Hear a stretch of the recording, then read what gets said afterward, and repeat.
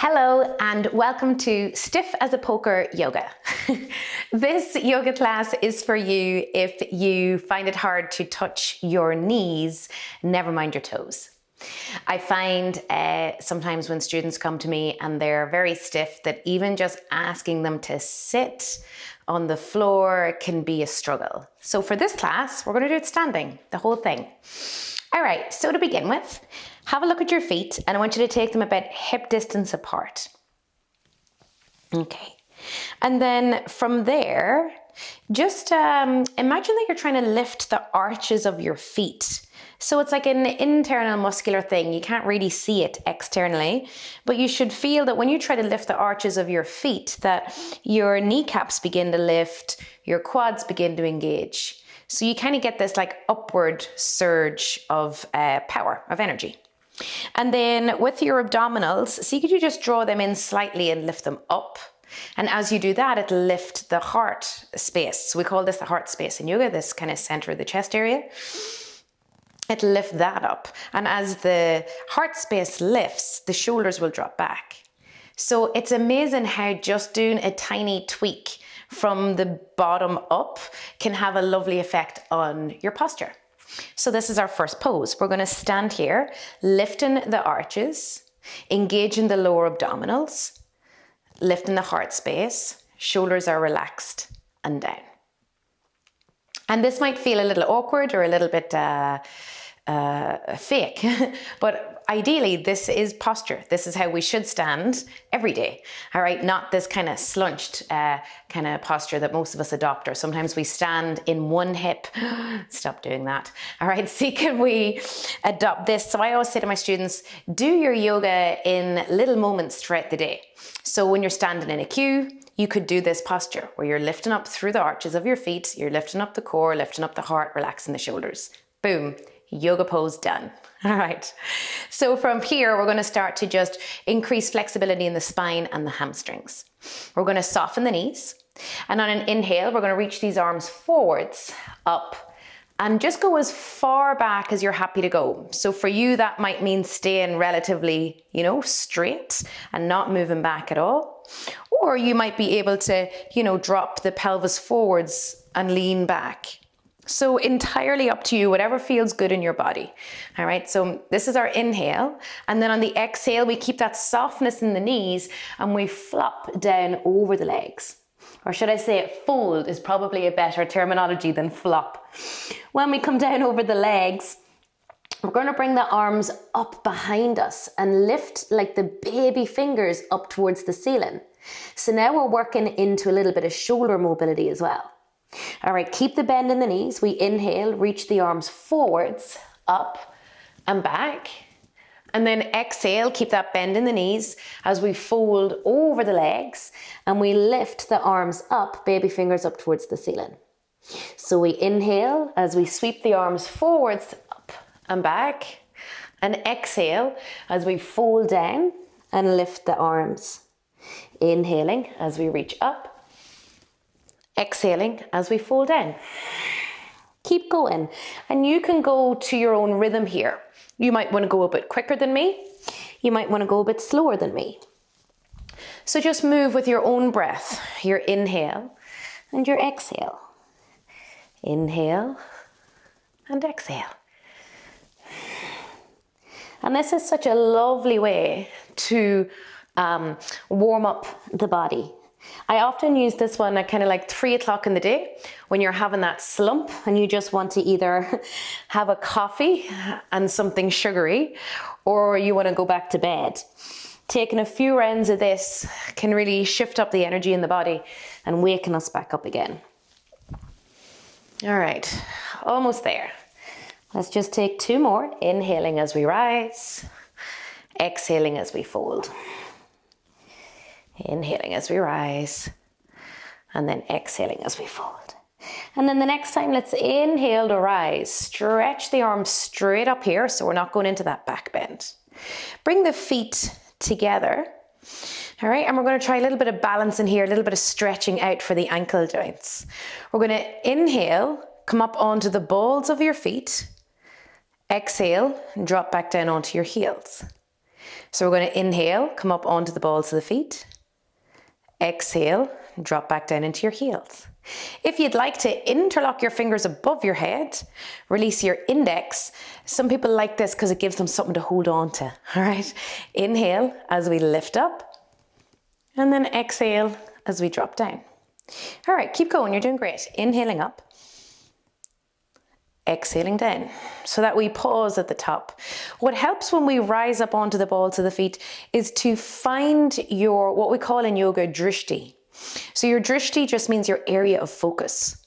So when you rise up onto the balls of the feet, if you look at something that doesn't move, focus your attention on something that doesn't move, and that helps you to keep the balance when you're up there.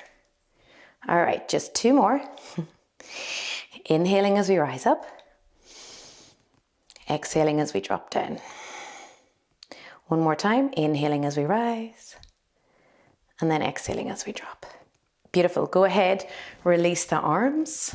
Ooh, shake out the shoulders, and we can release the legs, and we can give them a little shake as well.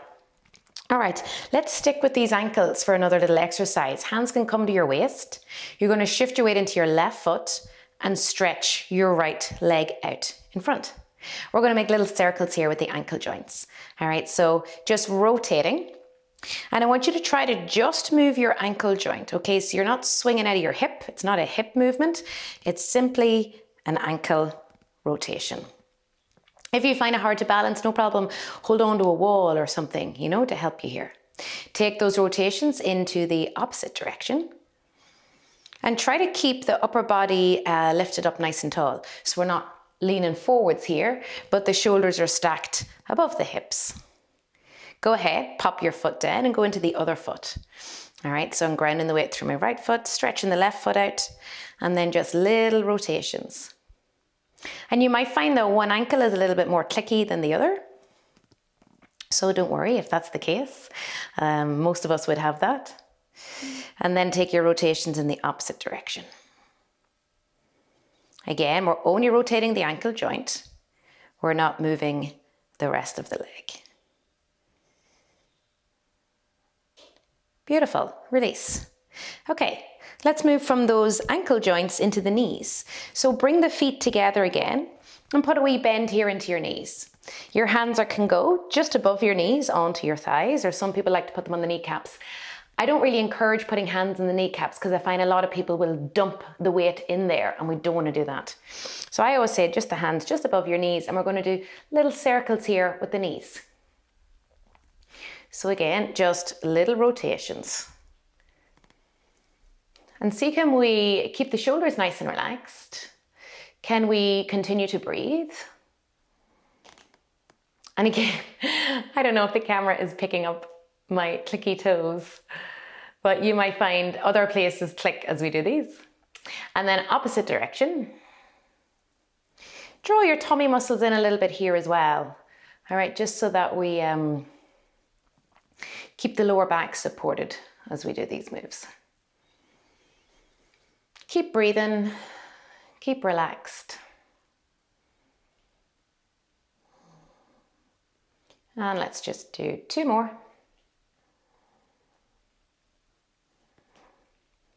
And then slowly stand it up. All right, moving into the hip joints. Take the feet again, hip distance apart. Let's pop the weight into the left foot. All right, and we're going to make again circles here with this right hip. So we're going to lift that right knee up towards the chest, out to the side, around and down. So we're going to take the knee up, out, around and down. Again, if balance is an issue, go ahead and pop your left hand onto something, a wall, a mantelpiece, a shelf, whatever you've got, close by, a chair. All right, and we'll just take these. So as we're doing these rotations, if you have a look at my left hip, it stays facing forwards.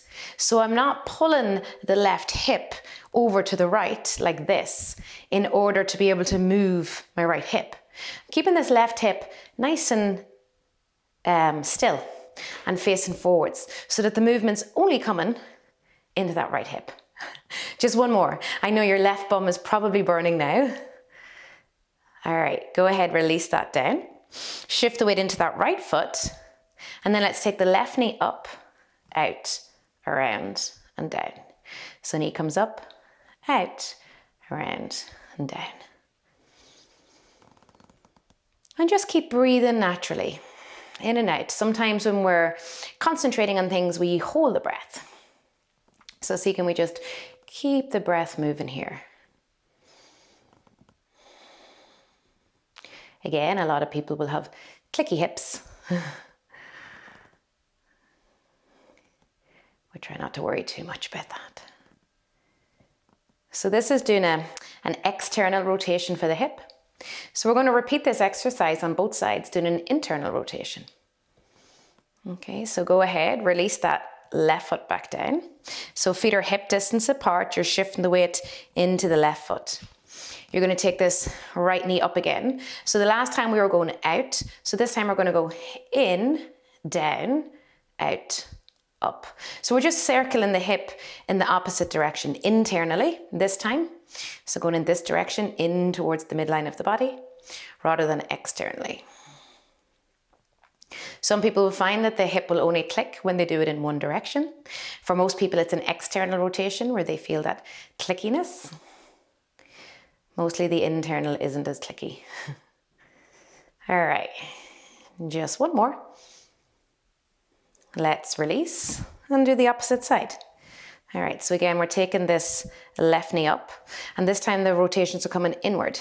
In, out, up, in, down, out, up, in, down, out, up. So just keep going here. Again, if balance is an issue, just pop your hand onto something. And again, you're keeping the right hip nice and still. So we're only just moving that left hip. We're almost there, stay with me. For 3, for 2, and 1. Go ahead, release. All right. So we're going to move up into more the upper back now. So in our little warm up earlier on, we were kind of doing the whole spine, the hamstrings. Now we're going to focus on the upper back. Most of us spend a lot of the day rounded in the upper back, you know, like this. So we're going to undo that a little bit. So you can take the feet even a little bit wider than your hips for this one. And you're going to put your palms out, facing outwards. And what we're going to do here is a little softness in the knees, and we're going to rotate from side to side, just like this. So again, you're trying to only move that upper back space. So if you have a look at my pelvis isn't rotating here.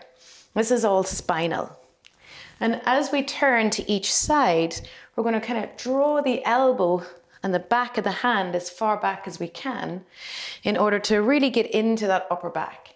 So think about when we're doing this exercise that we're squeezing the shoulder blades in towards each other.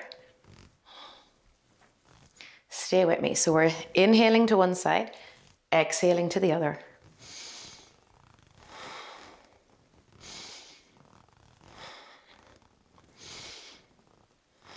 Just do 3 more. 2 more.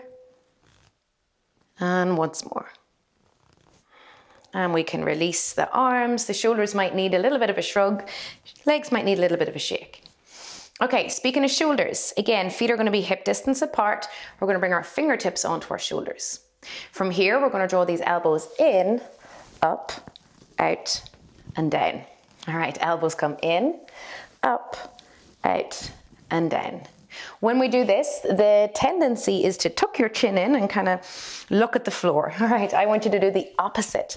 Take your chin off your chest, look forwards, and put a great big smile onto your face as you do these. All right, so it just depends on what's going on in the shoulders and for you ladies, how big the chest is, as to, you know, how close you can get these elbows in. And then you're trying to lift them up as high as you can. So not just pointing forwards, but see, can you get them that they point all the way to the ceiling before you take them out and down. Okay, so we're bringing them in as close as we can, bringing them up as high as we can, taking them back as far as we can, and dropping down. All right, 4 more like that. Use your inhale to lift them, And your exhale as you lower them. Your inhale to lift. And your exhale to lower. Inhaling. Exhaling. And one last time. Inhaling. And exhaling. Beautiful. Go ahead, release. And again, you might need to shake the shoulders out. Okay, let's finish up with the neck here. We're going to do just little pendulum swings on the neck.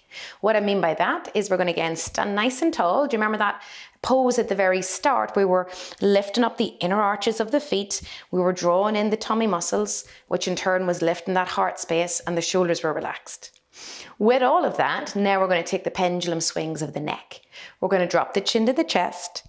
Roll your chin over to your right shoulder. Pause. Bring it back across the chest. Roll it over to your left shoulder. Pause. Bring it across the chest to your right. Across the chest to your left. And just go to your own pace here. Inhaling to one side. Exhaling to the other. Inhaling. And exhaling.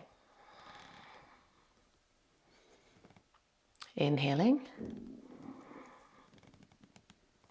And exhaling. One more time. Inhaling. And exhaling. And then just bringing that head back to center. All right, well done, my lovelies. Thank you so much for joining me. I hope you enjoyed that practice. There's a few more in this series, so check them out as well. All right, well done on doing your one thing that your future self will thank you for.